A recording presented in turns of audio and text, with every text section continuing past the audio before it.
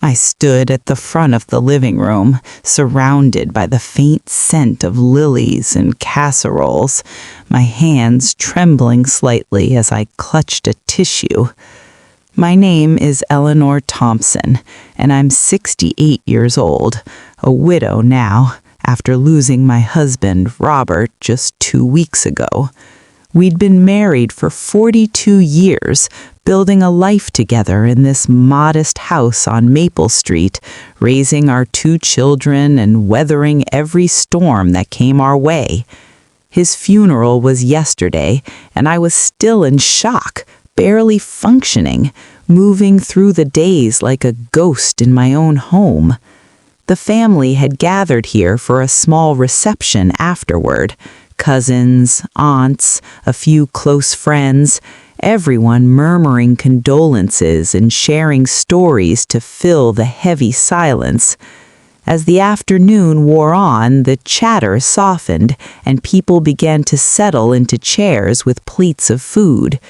That's when my son, Michael, my youngest, always the dramatic one, stood up abruptly, clearing his throat like he was about to give a speech.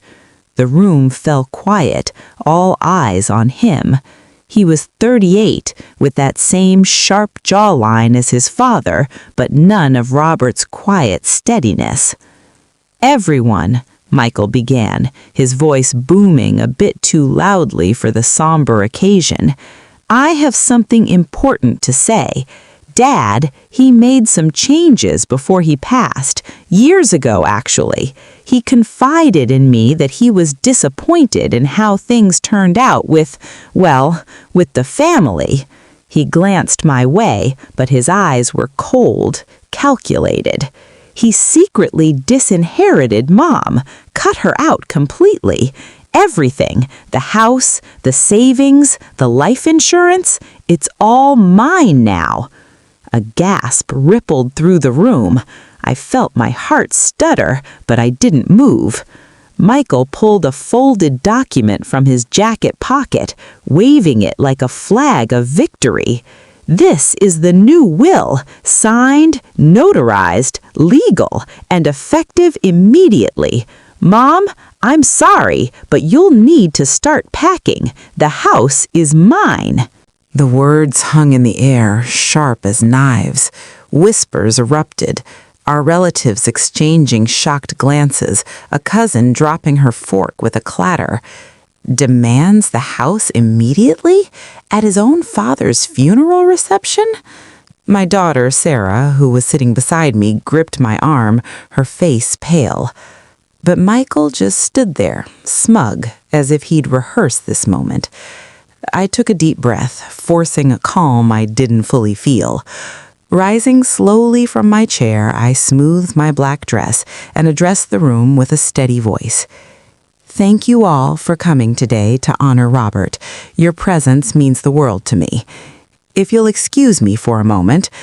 I trailed off, nodding politely, and made my way toward the kitchen without another word. Behind me, the confusion was palpable, murmurs growing louder, questions bubbling up like, "What just happened? And is this for real?" Sarah followed me, her eyes wide, but I waved her off gently. "Not now, dear." In the quiet of the kitchen, I poured myself a glass of water, my mind racing, but my resolve firm. You see, I'd known something was off for months. Robert had been legally blind for the last 3 years of his life, his vision stolen by macular degeneration. He couldn't read a newspaper, let alone sign a document without assistance. That new will Michael produced, it was a forgery, plain and simple. I'd discovered it weeks ago when going through Robert's papers after his diagnosis worsened. The notary listed on it had already been contacted by our family lawyer. They'd flagged it as fraud immediately, noting the signature didn't match Robert's shaky hand from his medical records. And there was more, surveillance footage from the home office where Michael claimed the signing happened. Our security system, installed for Robert's safety, captured everything. Michael alone, fumbling with papers, no father in sight. I didn't confront him then. Why rush? Grief has a way of testing character, and Michael's had cracked wide open. Back in the living room, as the whispers turned to outright demands for explanation, I re-entered with Sarah at my side. Michael was still holding court, insisting on his rights. Calmly, I asked him to sit, then turned to the family. "Michael," I said softly, "your father loved you, but he was blind when that document was supposedly signed. Our lawyer has already reviewed it. It's invalid, flagged as fraud by the notary. And the camera in the office, it shows the truth." I didn't raise my voice. I didn't need to. The room went silent as the weight of it sank in. Michael's face drained of color, his bluster crumbling. He stammered excuses, but it was too late. The family saw him for what he was, a desperate man grasping at shadows.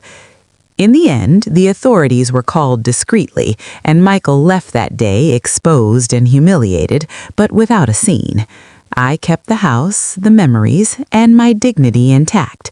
Sarah stayed by my side, and the gathering shifted to stories of Robert's kindness, not betrayal.